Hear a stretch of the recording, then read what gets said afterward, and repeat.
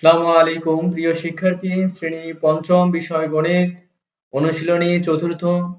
এর নাম হচ্ছে গাণিতিক প্রতীক। 2024 এর কারিকুলাম অনুযায়ী অনুশীলনীকে বলা হয় অভিজ্ঞতা, অর্থাৎ চতুর্থ অভিজ্ঞতা। এর প্রথম প্রশ্ন, নিচের বাক্যগুলোকে গাণিতিক বাক্যে প্রকাশ করো এবং খোলা বাক্য ও গাণিতিক বাক্য শনাক্ত করো। 1, 9 কে 7 দ্বারা গুণ করলে গুণফল 80 হয়। সমাধান: 9 গুণন 7 সমান সমান 80।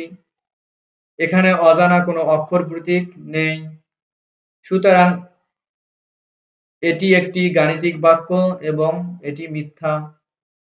প্রশ্ন 2, 42 থেকে ক বিয়োগ করলে 35 হয়। সমাধানে লিখব 42 বিয়োগ ক সমান সমান 35। এখানে অজানা অক্ষর প্রতীক আছে, সুতরাং এটি খোলা বাক্য।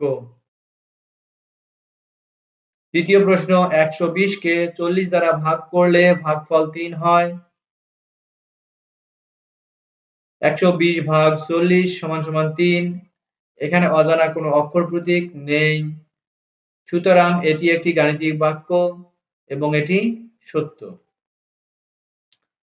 সমাধান বুঝতে সমস্যা হলে কমেন্ট করবা, আমরা হোয়াইট বোর্ডে সমাধান করে দেওয়ার চেষ্টা করব।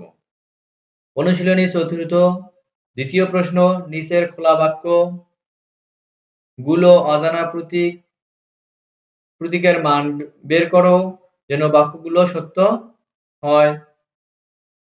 1, একটি ত্রিভুজের ক বাহু আছে। সমাধান: আমরা জানি একটি ত্রিভুজের 3টি বাহু আছে, সুতরাং খোলা বাক্যটি হবে ক গুণন 1 সমান সমান 3 বা ক ইকুয়াল 3 বা ক সমান সমান 3।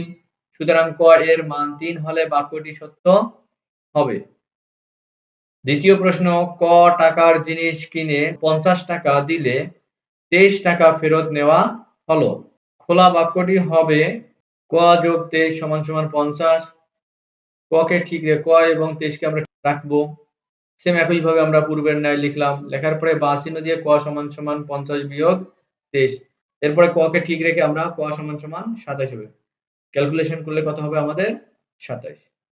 ক এর মান 27 হলে বাক্যটি সত্য হবে।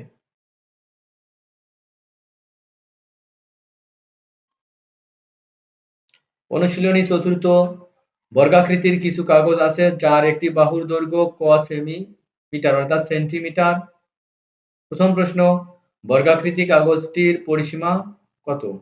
সমাধান: আমরা জানি বর্গের পরিসীমা সমান সমান একটি বাহুর দৈর্ঘ্য গুণন 4। দেওয়া আছে বর্গাকৃতি কাগজের এক বাহুর দৈর্ঘ্য ক সেন্টিমিটার, বর্গাকৃতি কাগজের পরিসীমা 4 গুণন 4 সেমি-মিটার অর্থাৎ সেন্টিমিটার। দ্বিতীয় প্রশ্ন, এরকম 3টি বর্গাকৃতি কাগজের মোট ক্ষেত্রফল কত? আমরা জানি বর্গের ক্ষেত্রফল সমান সমান বাহুর দৈর্ঘ্য গুণন বাহুর দৈর্ঘ্য। দেওয়া আছে বর্গাকৃতি কাগজের এক বাহুর দৈর্ঘ্য ক সেন্টিমিটার, একটি বর্গাকৃতি কাগজের ক্ষেত্রফল সমান সমান ক গুণন ক বর্গ সেন্টিমিটার। সুতরাং 3টি বর্গাকৃতি কাগজের ক্ষেত্রফল ক গুণন ক গুণন 3 বর্গ সেন্টিমিটার সমান সমান 3 ক স্কয়ার বর্গ সেন্টিমিটার। চতুর্থ অনুশীলনীর চতুর্থ প্রশ্নটি, গাণিতিক বাক্য সত্য করার জন্য ক এর মান নির্ণয় করো। 1, ক যোগ 9 সমান সমান 15। সমাধান: ক যোগ 9 সমান সমান 15 কে আমরা ঠিক রাখবো। রাখার পরে ক কে ঠিক রেখে যেহেতু ক এর মান বের করতে হবে আমাদের, নির্ণয় করতে বলছে ক এর মান নির্ণয় করো। তাহলে আমরা অঙ্কটি খাতায় প্রশ্ন অনুসারে লিখব। প্রশ্নে যা থাকবে তাই লিখতে হবে। লেখার পর আমরা বাঁ চিহ্ন দিয়ে ক কে ঠিক রেখে সংখ্যাগুলো একদিকে নিয়ে আসবো। তাহলে সমান সমানের পরে সামনে ছিল যোগ, এইদিকে নিয়ে আসলে আমাদের কত হলো? বিয়োগ চিহ্ন হয়ে গেল। সমাধান করলে আমাদের কত হবে? 15 থেকে 9 বাদ দাও, 6 হবে। ক সমান সমান 6। দ্বিতীয় প্রশ্ন, ক বিয়োগ 12 সমান সমান 25। আমরা প্রশ্নে যা থাকবে তাই লিখবো। লেখার পরে বা চিহ্ন দিয়ে ক কে ঠিক রেখে সংখ্যাগুলো একদিকে করলাম, এখানে মাইনাস আছে, এদিকে আসলে কি হবে আমাদের প্লাস, এবং ক কে ঠিক রেখে প্লাস করলে কত হলো আমাদের 37। 5 আর 2 7, হাতে নেই, 1 আর 2 3। তৃতীয় প্রশ্ন, 2 গুণন ক সমান সমান 22। যা থাকবে প্রশ্নে তাই লিখলাম। লেখার পরে বা চিহ্ন দিয়ে ক কে ঠিক রেখে সংখ্যাগুলো একদিকে করলাম, এখানে গুণ অবস্থা আছে, এখানে আসলে কি হবে আমাদের ভাগ হবে। তাহলে ভাগ করে দিলাম, ক কে ঠিক রেখে ভাগ করে দেব, 11 দুগুণ 22। চতুর্থ প্রশ্ন, ক ভাগ 8 সমান সমান 7। সমাধানে লিখব ক ভাগ 8 সমান সমান 7 বা ক সমান সমান 7 গুণন 8, আবার ক কে ঠিক রেখে 7 আসতে 56। পঞ্চম প্রশ্ন, 7 গুণন প্রথম বন্ধনী 8 যোগ ক সমান সমান 64। প্রশ্নে যা থাকবে তাই লিখবো আমরা। এরপরে বা চিহ্ন দিয়ে বন্ধনীর সামনে 7 গুণ আছে, গুণ থাকলে আমরা সমান সমানের পরে আসলে কি হবে আমাদের ডান দিকে আসলে কি হবে আমাদের ভাগ হবে। বন্ধনীর ভিতরে যা আছে তাই ঠিক রাখলাম।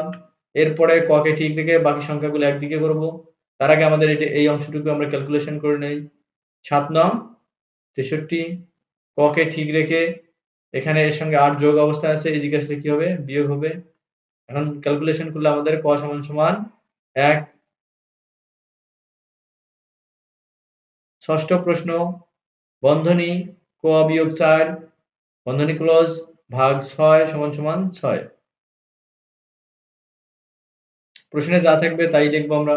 লেখার পরে এখানে কি অবস্থা আছে দেখো, ভাগ অবস্থা আছে, ভাগ থাকলে সমান সমানের এদিকে আসলে কি হলো গুণ হলো। এরপরে বন্ধনীর ভিতরে যা আছে তাই ঠিক রাখলাম। রাখার পরে 6 6 36। এরপরে ক কে ঠিক রেখে আমরা সমান সমান চিহ্ন দিয়ে সংখ্যাগুলা সমান সমানের ডান দিকে নিয়ে আসলাম। তাহলে বিয়োগ ছিল, এখানে আসলো যোগ হয়ে গেল। তাহলে আমরা ক কে ঠিক রেখে আবার যোগ করলে কত হবে 40।